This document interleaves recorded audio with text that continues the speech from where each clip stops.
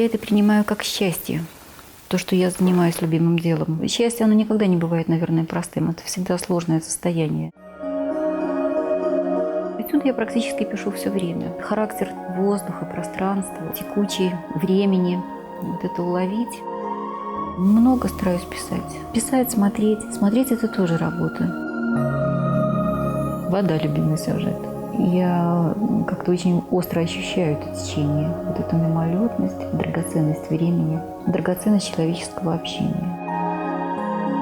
Вдохновение – это очень красивое слово, кажется, да, что это легкость. На самом деле это страшная вещь, это как паранойя, когда ты не можешь есть, дышать. Это, наверное, можно сравнить с любовью.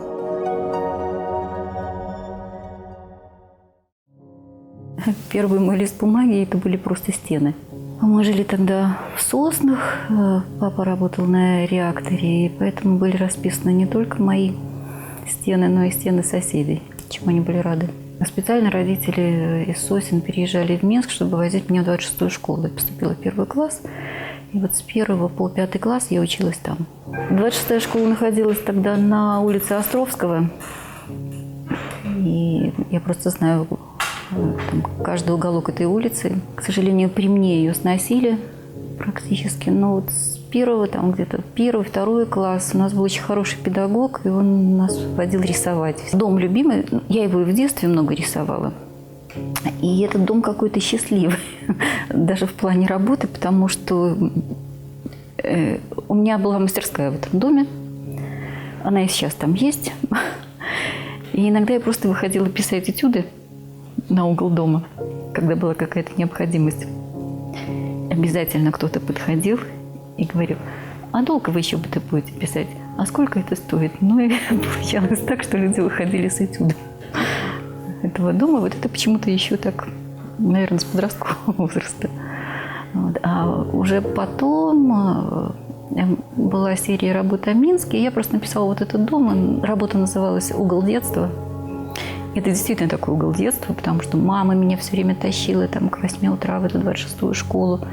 Жили мы довольно далеко, это нужно было проснуться, а потом уже тянуть с собой этюдник и все это. Ну, мы знаем друг друга с 5 класса. Мы все учились в одной школе, которая называется «Парнат».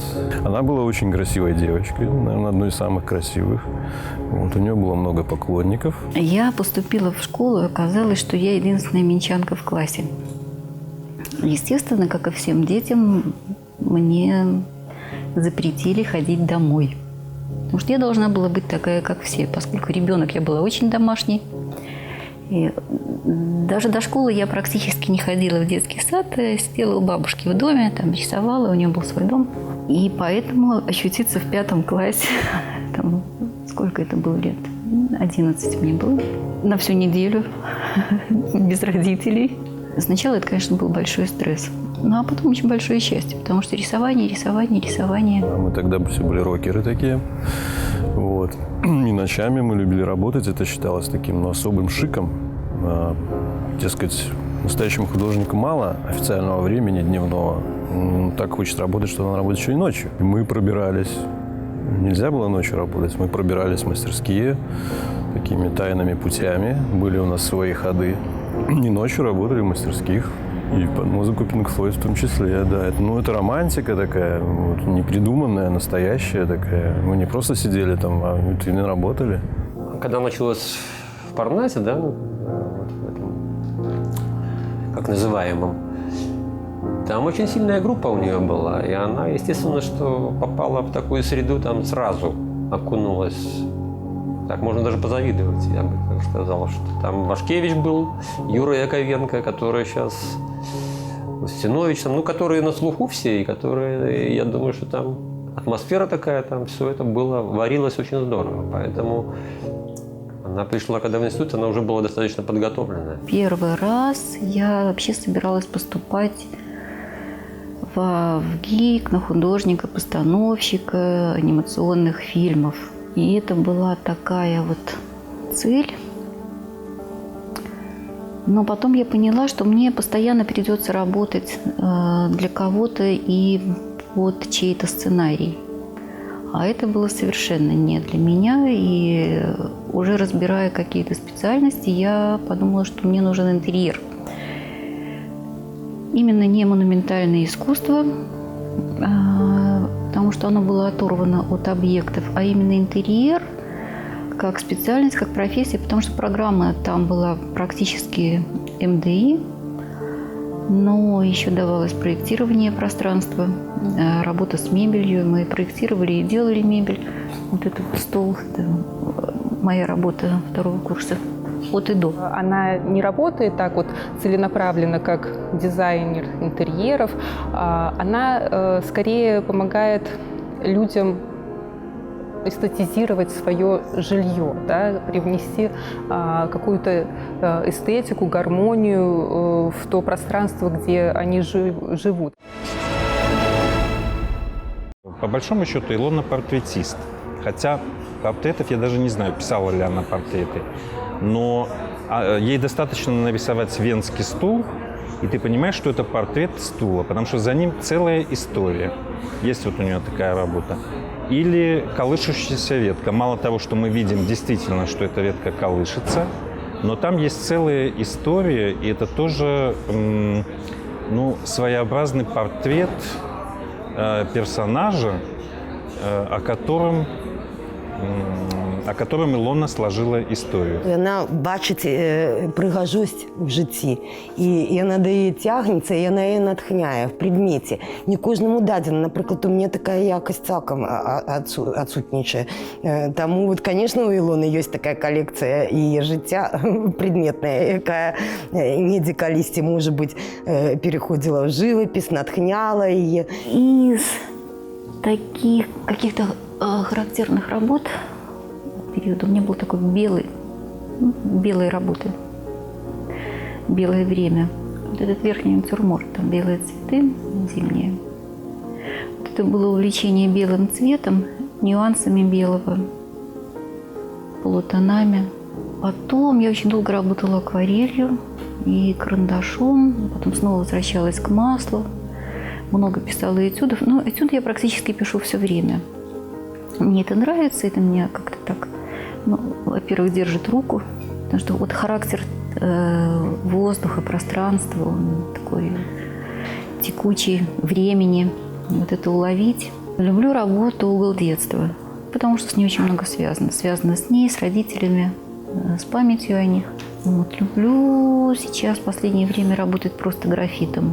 Наверное, тоже потому, что это были какие-то такие плановые выставки. Под них делались серии этих работ. У Ілони нема от просто прийому, як некоторі використовують, там 1, 2, 3 прийоми, і вони, значить, з ними працюють. А у Ілони все ж таки, це сапраўды живопис, це праця з колером, це праця з пензлями, який мазок, як фарба поклалася, як вона полилася. Вона просто віртуоз у гэтай справі. І адчувається вот эта нагледжанасць. Калі асабіста я глядзела, скажем, на яе творы, то у мяне ўзнікае асацыяцыя з японскай паэзіяй, прычым з рознымі накірункамі. І менавіта таму, што адбор сродкаў у яе такі, як бы мінімум. Яна бере мінімум. І гэтым мінімум стварае максімум.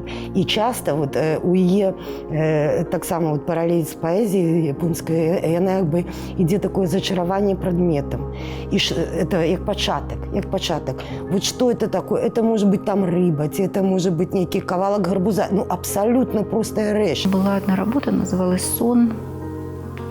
«Сон» и «Белый день». Вот две работы, это как бы начало и конец о жизни женщины. Они очень знаковые для меня.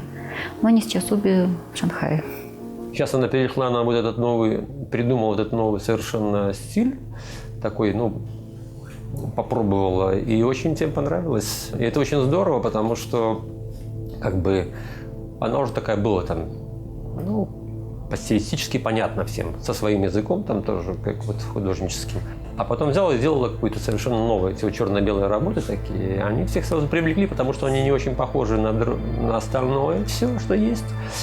И сразу очень многих заинтересовало это. И как-то так, такая, к ней сразу так все, молодец, я думаю, что вот это вот такие шаги, которые делает художник вдруг там в сторону, это очень сложно. В черно-белой технике вообще работала очень давно. Еще вот, когда заканчивала школу, потом на первых курсах академии. В академии это в основном было связано с отрисовкой архитектуры. И мне это очень нравилось. На самом деле вот это же пошло и из таких рабочих альбомов, когда делаются эскизы карандашом, углем. Их тоже достаточно много накопилось. Но как бы это была такая еще жизненная необходимость, мне на время запретили работать с маслом и дышать разбавителями. Для меня это, конечно, был большой такой удар. И я думала, что все, это закончено навсегда, и надо было как-то сконцентрироваться, взять себя в руки и просто сделать что-то новое. Но хотелось выйти на большой формат в карандаше. Я очень люблю карандаш. Карандаш, тушь, перо. Может быть, это смелый шаг, но хочется меняться, хочется искать что-то. Невозможно останавливаться на месте. Это как путешествие. Хорошо возвращаться в знакомое место, там, вспоминать, там, дежавю. Но когда ты открываешь для себя там новые страны, это совсем другое ощущение, другой вкус, другие эмоции. Также и в живописи, в работе. Ее живопись, она немного необычна в том плане, что люди, которые вообще впервые видят работы Илоны, они сначала думают, что это графика, особенно из последних работ. Вот то, что Илона показывала на 2 последних выставках. И суметь работать с маслом так, чтобы это воспринималось как графика, на самом деле это очень непросто. Я как позволяю себе ездить на пленэры раз в год, наверное, не чаще. Это такая тренировка кисти, настроения руки, чтобы быстро уловить вот это вдохновение такое ускользающее. Это был французский пленэр, посвященный импрессионизму. Проходил он в Живерни, там, где работал Клод Моне. Немножко, конечно, мне было сложно работать, потому что техника у меня далека от импрессионизма. Даже по гамме, по цветовой гамме, такая более спокойная скандинавская живопись. Интересно было поработать с архитектурой, поговорить с ней, понять ее. Вот когда ты стоишь перед этой махиной кафедрального собора, его нужно как-то уловить, его характер, настроение. Это было, конечно, громадное удовольствие. У меня получилось там написать 5 работ маслом. Это были форматы где-то так 50 на 80, 80 на 80. Довольно большие форматы, но как бы свободная техника такая позволила это сделать. И еще я сделала очень много зарисовок. Не знаю, к сожалению или к счастью творческому художника, мне не удалось перевести ни одну работу назад, потому что они остались там в хороших руках. Часть из них, 3 работы, уедет в Китай. Многие художники, например, не любят, когда смотрят, как они работают, а на пленэре, ну извините, ну что делать? Все вместе, каждый сам по себе, но тем не менее все работают вместе. И то, как работает художник над своей картиной, уже может о очень многом рассказать. И вот Илона в своей работе, она практически, весь ее характер, он раскрывался. Такое было впечатление, что вот она просто сидит и думает над чем-то, размышляет. И, наверное, так и было. Но затем вдруг она начинала как-то быстро и вроде бы легко работать. Хотя понятно, что на самом деле все это было нелегко. Как и когда она успела написать работу, я даже не заметил. Пленэры, они позволяют отдохнуть от каких-то больших проектов, переключиться на них. Потому что как бы перестаешь думать о глобальных вещах и делаешь только то, что видишь, как бы перерабатывая это в себе. А когда уже готовишь какие-то крупные выставки, допустим, это касалось арт-Цюриха или арт-Берлина, когда мы делали специальные работы. Я говорю «мы», потому что в основном мы выставляемся с моей подругой Анной Карен. Она живет в Праге. И из таких больших и крупных выставок была интересная работа в Абу-Даби, когда я была в резиденции. На месяц была представлена мастерская. Абсолютно все материалы можно было заказать, какие только хотелось. Была абсолютная свобода творчества. Ну и плюс море. Море, залив, в который можно было просто ездить, отдыхать. И вот этот симбиоз работы и отдыха, когда ты можешь видеть вот эту любимую воду там, с этими мелкими рыбками. Вот оттуда пошли, наверное, эти работы. Прозрачной воды, серебристых рыб, вот этого движения круговорота воды, воздуха, человека, мысли. На вельмі шмат ездить. Это такий человек, что, по-моему, только одна мастачка может конкуренцию составить в поездках. На початку месяца она может быть в одной краине, недзе на пленэрці в резиденции, а приезжая, кинула речи, собрала іншие и уже в другой краине. И я не ведаю, ці існують ввогуле такие музеи в Европе, да, самые буйные, яких не наведала Илона. Мне всегда нравилось наблюдать за тем, как мама работает. Это, можно сказать, мои такие самые ранние, наверное, воспоминания. Потому что когда я была совсем маленькая, мама очень часто писала меня, поэтому у меня была хорошая возможность наблюдать за процессом. Я очень хорошо помню, как мама никогда не расставалась со своим эскизником. И эта привычка сохранилась у нее до сих пор. У нее всегда под рукой есть ручка и блокнот. Вода – любимый сюжет. Как текучесть времени, пространства, жизни. Я как-то очень остро ощущаю это течение в последние пару лет. Вот эту мимолетность, драгоценность времени, драгоценность человеческого общения. Илона обращается к жанру пейзажа. Казалось бы, для белорусского искусства это довольно распространенный жанр, и многие художники в нем работают. Но то, что она делает с пейзажем в своих работах, это действительно потрясающе. Потому что Илона по своей природе интроверт, мыслитель, и она удивительным образом совмещает традиции академической школы и вот этой японской эстетики понимания мира, когда в малом видится целая вселенная. Такое ощущение, что она транслирует нам не портрет окружающего мира, но портрет своего внутреннего мира нам, зрителю. Какое-то время я собирала коллекцию лошадей. Я сейчас уже стараюсь привозить их меньше и меньше, потому что это все-таки занимает пространство. Тащить откуда-нибудь из Китая 2 большие лошади – это довольно сложно. Да, приходится там заниматься пересылкой и так далее. Но люблю исследовать вот эти все аутентичные рынки, потому что это, опять же, это время, это история, это интересно. Это уже не касается вот этого новодела, которое можно встретить везде, а можно найти какие-то следы времени, оставшиеся там в пространстве. Мне, наприклад, подобаюцца яе коні. І падабаецца, ну, мало того, што яны самі па сабе падабаюцца, мне падабаецца, што за этим стаіць, што это ж трэба было знайсці гэтага коня, разумееце, набыць яго і прынесці в майстэрню. Гэта даволі глізныя такія скульптуры, то есть это трэба было вельмі закахацца в такую рэч і паставіць мэту, мець яе в майстэрні. Вот гэта мне таксама, яе упартасць, яна мяне здзіўляе. Яна ввогуле, прабачце, чалавек такі, што я назірала пару разоў. Вот яна тонкая, душевная такая организация, все.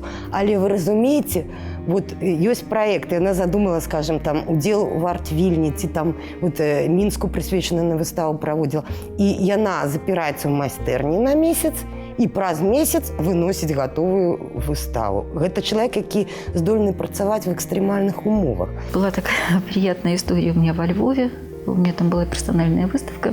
И вот мои друзья подарили мне этот шкаф антикварный. И опять же встала проблема вывести этот шкаф, потому что уже таможенные границы были установлены. И я вывозила выставку, мы просто положили его, упаковали туда, поставили работы. Ну, и когда пограничник открыл, говорил, ну что, больше в Астаре не могли найти для упаковки работ? Мы сказали, нет. И вот теперь он у меня стоит. Она внешне, да, такая романтичная, немногословная. И очень часто даже во время разговора может о чем-то задуматься. Но на самом деле у меня такое впечатление, что Илона очень прочно стоит обеими ногами на земле. Она конкретно знает, что ей нужно. Она может быть жесткой и очень жесткой в том, что касается ее творчества. Гуся новогоднего она готовит великолепно. Мы как-то встречали вместе Новый год в мастерской, то есть по кулинарным способностям здесь все, видим, на уровне способностей живописных. Мое детство прошло в окружении картин, холстов и сопровождалось все это запахом растворителя и масляной краски. Этот запах, он присутствовал и в мастерских, и в частности дома. Дома почему? Потому что, когда я была еще совсем маленькая, у мамы еще не было своей мастерской, и она очень часто писала дома. Я очень помню хорошо, как наш балкон служил ее собственным ателье. Там постоянно были холсты, мольберт, краски, и все это. В общем, меня всегда это поражало, это было очень интересно. Наблюдать, как она работает. В этом есть что-то завораживающее. Смотреть, как художник пишет, особенно когда он тебя не видит. Кристи рисовала всегда сама. Это вот можно, сколько альбомов принесешь ребенку, пока там не закончится последняя страница, Кристи не встанет и не оставит карандаши или фломастеры. Может быть, я сделала неправильно, что не отдала ее в художественную школу изначально. Сначала она закончила ИНЯС не до конца, потом она перевелась в Лозанну, она поступила на международную экономику. Если она не в мастерской, то она на международных пленэрах, участвует в каких-то коллективных международных проектах, различных ярмарках и выставках современного искусства, мастер-классах и биеннале. Эти поездки очень важны для творческого процесса любого художника. Я это очень хорошо замечаю, так как в последнее время часто езжу сама с ней, и это сказывается и на моем творческом процессе. Я люблю фактически все ее работы. Я очень люблю ее живопись, я очень люблю ее графику. Но самые любимые – это мой красный портрет, гранаты. Я очень люблю ее натюрморты, фиги и очень люблю ее морские пейзажи. Я это принимаю как счастье, то, что я занимаюсь любимым делом. Конечно, это сложно. Я не скажу, что это... счастье, оно никогда не бывает, наверное, простым. Это всегда сложное состояние. Не люблю, когда меня отвлекают. Практически я могу закрыться на месяц в мастерской и не видеться ни с кем, просто работать. Она не оглядывается на какие-то модные веяния или на какие-то запросы потенциальных покупателей. Она делает конкретно свое дело, которое интересно ей. Помогал, вот когда у нее была персональная выставка в прошлом году в музее города Минска, в галерее Щемилева, я помогал делать развеску и вообще придумать концепцию. Хотя Илона из тех художников, которые очень четко видят сами, какая должна быть концепция той или иной выставки. Потому что вот я сказал, да, что она сочиняет истории. Выставка для нее это тоже история. То есть это уже более сложная какая-то история, да, но она вот свои работы выставляет так, чтобы получилась та история, которая понятна и интересна ей. Общаясь с ней где-то там на вернисажах, не за искусство, что называется, ты чувствуешь вот это спокойствие, гармонию, уравновешенность. И пространство вокруг нее тоже материализуется вот в это спокойствие. Вдохновение – это очень красивое слово, кажется, да, что это легкость. Легкость такой, легкий ветер, бриз. На самом деле это страшная вещь, это как паранойя, когда ты не можешь есть, дышать, спать. Это, наверное, можно сравнить с любовью, когда ты поглощаешься, ты отдаешь себя всю там, с головой, мыслями, там, руками.